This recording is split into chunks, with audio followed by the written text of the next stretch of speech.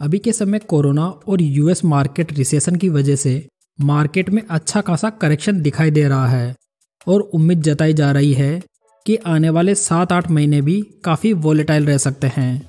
तो क्या इसका मतलब ये हुआ म्यूचुअल फंड में लमसम इन्वेस्टमेंट करने का सही वक्त आ चुका है? तो दोस्तों आज इसी पॉइंट को हम इस वीडियो में डीपली डिस्कस करने वाले हैं। यदि किसी को म्यूचुअल फंड में लमसम इन्वेस्टमेंट करना है तो वे मोस्ट ऑफ टाइम उसी म्यूचुअल फंड में लमसम इन्वेस्ट करना पसंद करेंगे जिसमें कि वह एसआईपी कर रहे हैं।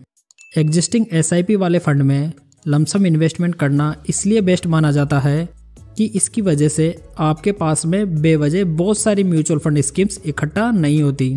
तो चलिए आगे बढ़ते हैं और बात करते हैं उन फंड्स की जिनमें अभी के समय लमसम अपॉर्चुनिटीज अवेलेबल हैं।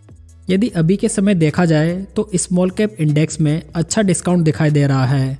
स्मॉल कैप इंडेक्स का ऑल टाइम हाई लगभग 12,000 पॉइंट्स के करीब था, जबकि ये इंडेक्स अभी के समय लगभग 9,100 पॉइंट्स के करीब ट्रेड कर रहा है। यानी कि इसमें ऊपरी लेवल से लगभग 25% का डिस्काउंट मिल रहा है। लेकिन अभी के समय मार्केट सेंटिमेंट्स थोड़े नेगेटिव नज़र आ रहे हैं, तो हो सकता है कि इस इंडेक्स में और भी गिरावट नज़र आए।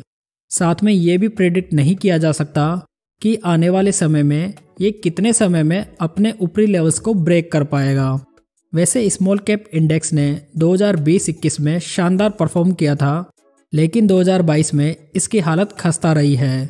इसलिए यदि कोई इन्वेस्टर हाई रिस्क उठाना चाहता है प्लस 5-6 साल के लिए निवेश करना चाहता है तो अभी स्मॉल कैप फंड्स बुरा विकल्प नहीं होंगे।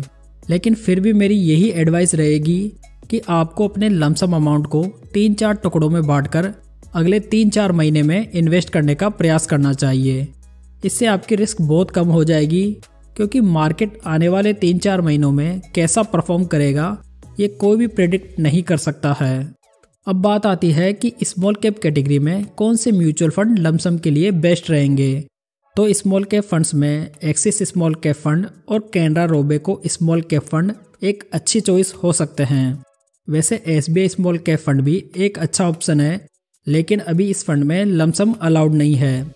आप इन तीनों फंड्स का डिटेल कंपैरिजन इस वीडियो में चेकआउट कर सकते हैं। लिंक आपको डिस्क्रिप्शन और आई बटन में मिल जाएगा।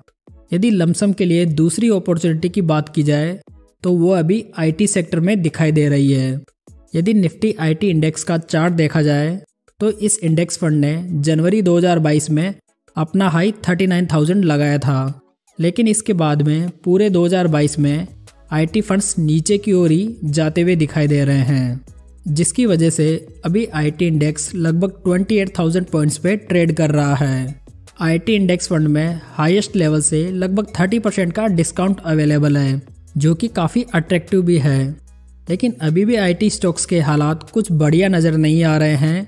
आने वाले 6 महीने आईटी सेक्टर के लिए खराब रह सकते हैं, क्योंकि जब तक यूएस मार्केट स्टेबल नहीं होगा इंडियन आईटी कंपनीज भी ऊपर की ओर नहीं जाएगी, क्योंकि मोस्ट ऑफ आईटी कंपनीज की रेवेन्यू यूएस मार्केट से आती है।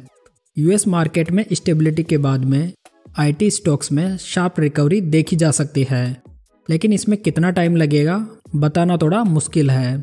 यदि आईटी सेक्टर में बेस्ट म्यूचुअल फंड्स की बात की जाए तो इसमें Tata digital India fund, ICICI technology fund और एसबीआई टेक्नोलॉजी फंड अच्छी चॉइस हो सकते हैं। स्मॉल कैप फंड्स और आईटी फंड्स के अलावा फ्लेक्सी कैप फंड भी लमसम इन्वेस्टमेंट के लिए बढ़िया माने जा सकते हैं। फ्लेक्सी कैप फंड्स में आपको लार्ज कैप, मिड कैप और स्मॉल कैप तीनों कैटेगरीज का एक्सपोजर एक साथ मिल जाता है। वैसे भी फ्लेक्सी कैप फंड्स के फंड मैनेजर बेंचमार्क से अधिक रिटर्न निकालने के लिए सबसे बेस्ट पोजीशन में होते हैं, क्योंकि इनको कंपनीज के सिलेक्शन को लेकर कोई भी रिस्ट्रिक्शन का सामना नहीं करना पड़ता। फ्लेक्सी कैप फंड्स में लमसम के लिए Parag Parikh flexi cap fund, PGIM India flexi cap fund और क्वांट फ्लेक्सी कैप फंड अच्छे विकल्प हो सकते हैं। बेस्ट फ्लेक्सी कैप फंड के लिए आप ये वीडियो जरूर चेकआउट करें, लिंक ऊपर आई बटन में मिल जाएगा। लेकिन दोस्तों जहाँ पर भी बात लमसम इन्वेस्टमेंट की आती है वहाँ रिस्क एसआईपी की तुलना में बहुत अधिक बढ़ जाता है। यदि आप उन पैसों को लमसम इन्वेस्ट करना चाहते हैं जिनकी ज़रूरत आपको आने वाले 1-2 साल में पड़ने वाली है, तो आपको ऐसे पैसों का बिल्कुल भी लमसम इन्वेस्टमेंट नहीं करना चाहिए, क्योंकि हो सकता है कि जो ही आपने लमसम इन्वेस्टमेंट किया वैसे ही मार्केट और डाउन चला जाए तो ऐसी सिचुएशन में आप प्रॉब्लम में पड़ सकते हैं।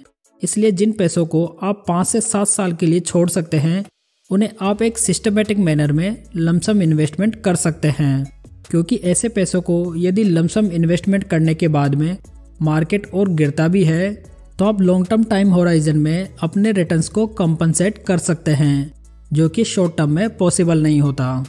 दोस्तों, वीडियो में बताए गए फंड्स में कोई भी फंड रिकमेंडेशन नहीं है। कोई भी इन्वेस्टमेंट करने से पहले अपने फाइनेंशियल एडवाइजर की सलाह जरूर लें। तो उम्मीद करता हूं दोस्तों ये इन्फॉर्मेशन आपको अच्छी लगी होगी। वीडियो को लाइक, कमेंट और शेयर जरूर करें और साथ में चैनल को सब्सक्राइब भी जरूर कर लें। तो चलिए दोस्तों, फिर मिलते हैं एक नई जानकारी के साथ। तब तक जय हिंद, जय भारत।